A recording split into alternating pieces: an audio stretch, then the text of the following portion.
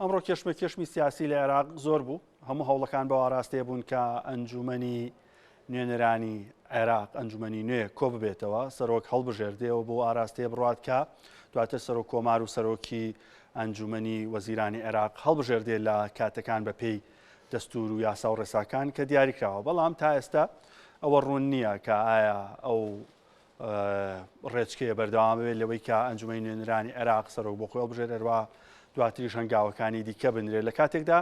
ئەمە لە عێراق کێشەی ئابووری هەیە، قەیرانی دارایی هەیە، هەروەها ڕێژێکی زۆر هەژاری لە عێراق بوونی هەیە، بێکاری بوونی هەیە، هەروە عێراق تا ئاستێک بەدەست قەرزەوە ئەناڵێنێ و کێشەی دیکەش هەیە کە یەکێک لەو کێشە سەرەکیانەوە کە تەنها پشتی بە داهاتی نەوت بەستووە کە مەژە کاریگەری گۆڕانەکانی جیهاندا هەمیشە بەرز و نزمی بەخۆوە بینێ. بۆ گفتوگۆ لەسەر بارودۆخی عێراق وەرەوە بارودۆخی سیاسی عێراق لەگەڵ عەبدولقادر هەرکی چاودێری سیاسی لە هەولێر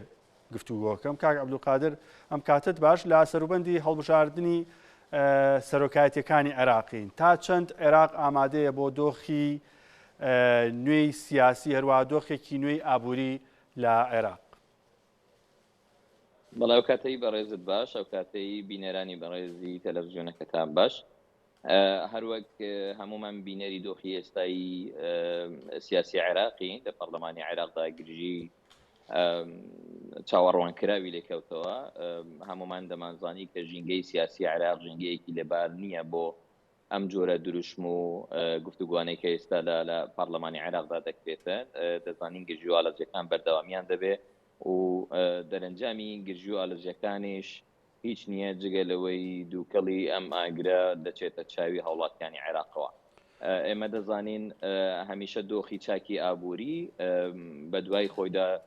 دۆخی سەقامگیری سیاسی و ئەمنی بەخۆی بە دوای خۆیدا دەینە، هەروە بە پێچەوانەش دروستە. عێراق لە ماوەی 100 ساڵی ڕابردوو دۆخێکی بەردەوامی سەقامگیری نە سیاسی نە ئابووری بەخۆیەوە نەبینیوە. کودەتایی جۆرا و جۆری لە دوای دەکراوە، شەڕی درێژخایان و کورتخایانی زۆر بینیوە، بەردەوامیش دووتاری قەرز بووە، بەردەوام کوشت و کوشتاری تێدا بووە، بەردەوام قەیرانی کۆچ و کۆچ بردن لە باکوور و باشووری عێراقدا. بابەتە داراییەکان لەمپەری زۆر گەورن لە بەردەم ئایندەی عێراقدا لە بەردەم حکوومەتی نوێی عێراق ئەگەر بێت و پێک بێت. بەڵێ حکوومەتی ئێستای حکوومەتی داهاتووی عێراق بە هەر جۆرێک ئەگەر پێک بێتن لەمپەری زۆر گەورەی لە پێشە. ئێمە دەزانین لە دوای هاتنی کۆرۆنا بربەستی هەرە گەورەی ئابووری کۆی جیهانی گرتەوە، لە ناویشیاندا و بە تایبەتی بە وەرتریش عێراقی گرتەوە. ئێمە دەزانین دۆخی دانوستانەکانی عێراق لەگەڵ تورکیا لە بواری ئاودا سەرکەوتو نەبووە، تا ئێستا ڕێژەیەکی زۆری زەوی کشتتوکاڵی لە عێراقدا تێک چووە. ئێستا دۆخی کشتتوکاڵی لە 5% داهاتی ساڵانەی عێراق زۆر وا کەمتر دەبێتن. ئێمە دەزانین عێراق لە وڵاتێکی نیمچە بەرهەمهێنەر بووە تا وڵاتێکی تەواو بەکارهێنەر. عێراق کۆی ئابوووریەکەی پشت دەبەستێ بە تەنها یەکاڵایی کە ئەمە سەخەتێکی زۆری پێوەیە کە پێی دەگوترێ ئابووری عوملەی سەعبە. ئەمانە هەمووی بربەستی زۆر گەورن، جودا لەوەی کە عێراق بۆتە ساحەی ململانەی سیاسی هێزی ناوچەیی و جیهانی کە ئەمە دیسان ناسەقامگیریەک لە عێراق دروست دەکاتن کە پیشە سازی لە عێراقدا غەیری ممکن دەکات، کێشەی زۆر گەورەی بە دوای خۆیدا دێنێ. ئێمە دەزانین کە لە ماوەی ساڵی 2021 نرخی نەوت ڕووی لە هەڵکشان بوو، بەشێکی زۆری لە دەستدانی نرخەکەی دووبارە بەدەست هێناوە. دەتوانین بڵین لە ساڵی 2022 لەوانەیە بتوانێت بەشێکی زۆری عجزی میزانی کوردستانی بودجەیی کە لە عێراقدا هەبووە بتوانانی چارەسەر بکات، کە لە بەرامبەردا نرخی دیناری عێراقیش بەشێکی بەهای خۆی لە بەرامبەر دۆلاردا لە دەستدا کە ئەمە هاریکاریەکی زۆر بوو بۆ پڕکردنەوەی. کاک عەبدولقادر تا چەند پێت وایە بابەتی زیادبوونی داهات لە عێراق چ لە بەرزبوونی نرخی نەوت هەروە چ لە داهاتەکانی دەواازە سنووریەکان داهاتی ناوخۆی نانەوتی کە لە سای 2021 بە ڕێژێکی زۆر چاو بەرز بۆتەوە، نزیک بۆتەوە لە کۆی گشتی داهاتەکان لە عێراق لە 130 تریلیۆن دینار. تا چەند بۆ ساڵی ئایندا یاخود بۆ ساڵی 2022 یاخود بۆ پێگەێنانی حکوومەتی نوێ لە عێراق ئەمە دەرفەتێکی باشە بێ بۆی بارودۆخی عێراقیەکان باشتر بێ لەوەی کە لە ساڵانی ڕابردووە هەبووە؟ ئەزانی کۆی ئەم فاکتەرانەی کە باسمان کرد، چ دووبارە بەدەستێنانەوەی نرخی ناو چ داهاتە گومرگیەکان چی تەواوی ئەو داهاتانەی کە عێراق بەدەست دێنێت فاکتەری باشن بۆ ئەوەی وڵات بۆ بەرەو پێشچوون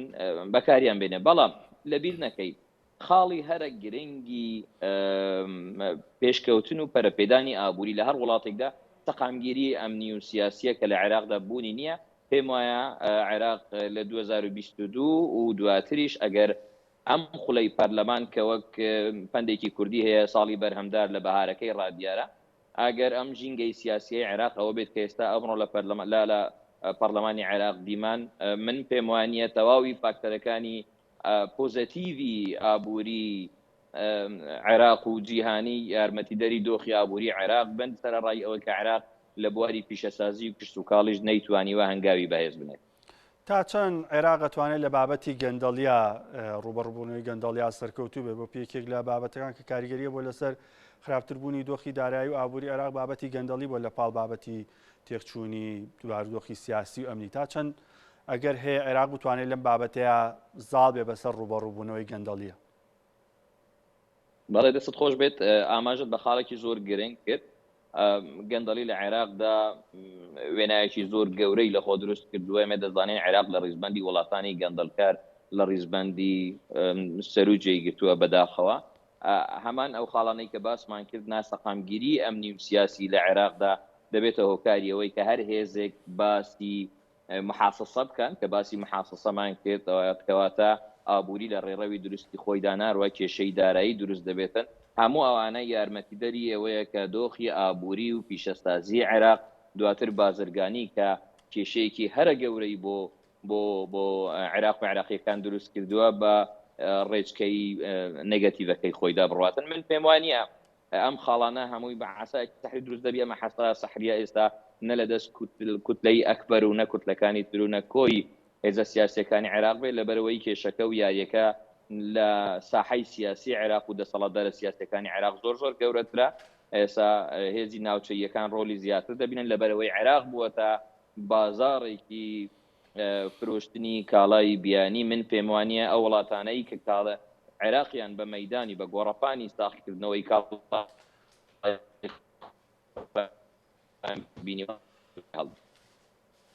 کاک عەبدولقادر ئەگەر ئەوە بپرسم کێکی عێراق ئەگە داهاتی عێراق بپێوین بکەین بە بەراوردیکەین بە کێکەکەی عێراق ئایا شەڕی سیاسیەکان بۆ بەرکەوتنیانە لەو کێکە یاخود مەبەستیانە کێکەکە دابەشکەن بەسەر عێراقیەکانە بێگومان هیچ سیاسیەک لە عێراقدا بە شێوەیەکی گشتی ناتوانم بڵێم بەڵام ڕێژەیەکی زۆری تەمان